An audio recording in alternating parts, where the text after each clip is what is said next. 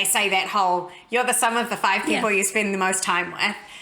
And that's very, very true. I don't know if it's quite like the 5. And also I have a little bit of an issue with people who are like, you're the sum of it. So cut out people who are, not adding to your life. Because I'm like, people add value in different ways. Yeah.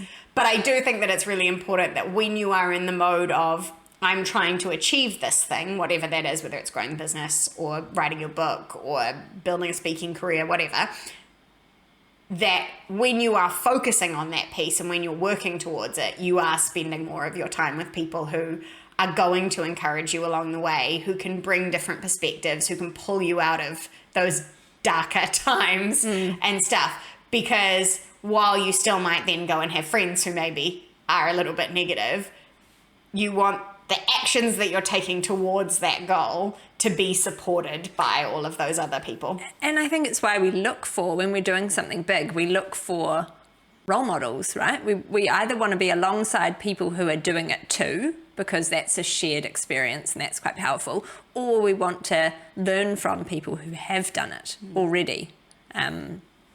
But yeah, I think everyone needs a few cheerleaders too. Like they need people that believe in them maybe even more than they sometimes believe in themselves. Yes. Yeah, I think that's definitely true.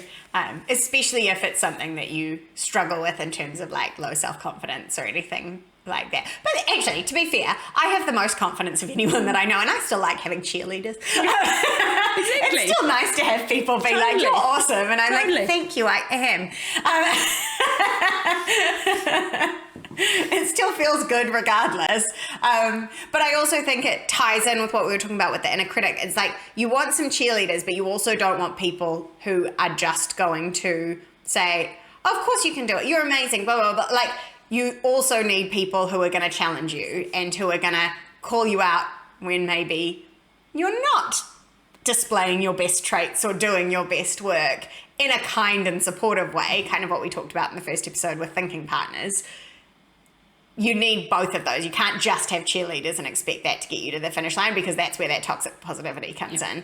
And so it's who are the people around you that are going to, yes, lift you up and support you, but also challenge you in a way that, will help you get to the end result